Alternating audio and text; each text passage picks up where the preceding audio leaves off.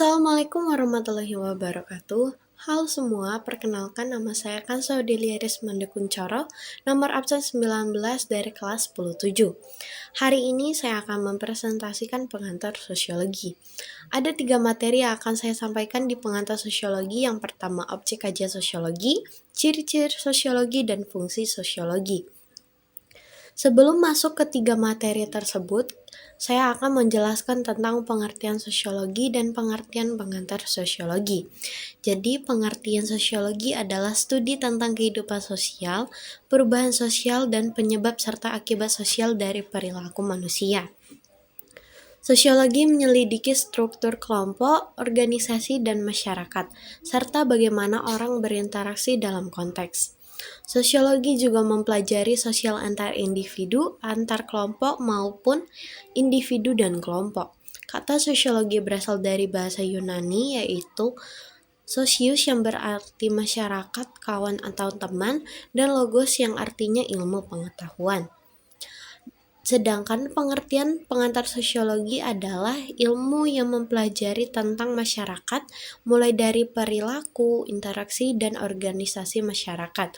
Sosiologi juga mempelajari hubungan dan gejala sosial antar individu, individu dengan kelompok, dan kelompok dengan kelompok. Lalu kita masuk ke materi yang pertama, yaitu objek kajian sosiologi. Apa itu objek kajian sosiologi? Objek kajian sosiologi adalah kehidupan manusia, proses interaksinya dalam masyarakat, dan produk dari interaksi manusia di masyarakat tersebut. Objek kajian sosiologi terbagi menjadi 2, yaitu objek kajian material dan objek kajian formal. Apa itu objek material? Objek material dalam sosiologi adalah segala hal yang berkaitan dengan masyarakat, baik secara fisik maupun non-fisik yang mempengaruhi kehidupan sosial. Sedangkan objek formal dalam sosiologi adalah hubungan manusia dan proses yang timbul dari hubungan tersebut dalam masyarakat. Kita masuk ke ciri-ciri objek kajian sosiologi. Objek kajian sosiologi juga memiliki beberapa ciri-ciri, yaitu bersifat empiris, artinya ilmu sosiologi didasarkan pada akal sehat dan observasi terhadap kenyataan. Kedua, bersifat teoretis, artinya ilmu sosiologi disusun berdasarkan data dan hasil observasi yang akurat, bersifat kumulatif, dan bersifat non-etis. Lalu kita masuk ke ciri-ciri objek kajian material dan formal. Objek kajian material, ciri-cirinya adalah fokus pada fenomena sosial yang mudah diamati dan diukur. 2. Sifatnya lebih umum dan universal. 3. Mencakup segala hal yang berkenaan dengan masyarakat, baik secara fisik maupun non-fisik. Fokus pada hubungan manusia dengan manusia lainnya, menekankan pada peran manusia sebagai makhluk sosial, membahas proses yang timbul dari hubungan manusia di dalam masyarakat. Lalu kita masuk ke fungsi sosiologi.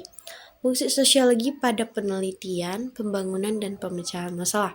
Fungsi sosiologi pada penelitian, sosiologi meneliti fenomena sosial dan berupaya memastikan kebenarannya.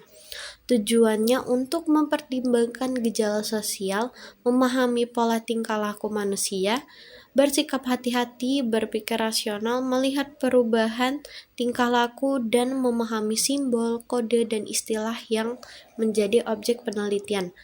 Fungsi sosiologi pada pembangunan. Sosiologi dapat memberikan data sosial yang diperlukan pada tahap perencanaan, pelaksanaan, dan penilaian pembangunan. Fungsi sosiologi pada pemecahan masalah. Sosiologi dapat membantu memecahkan permasalahan sosial dan mengkaji realitas sosial yang terjadi di masyarakat.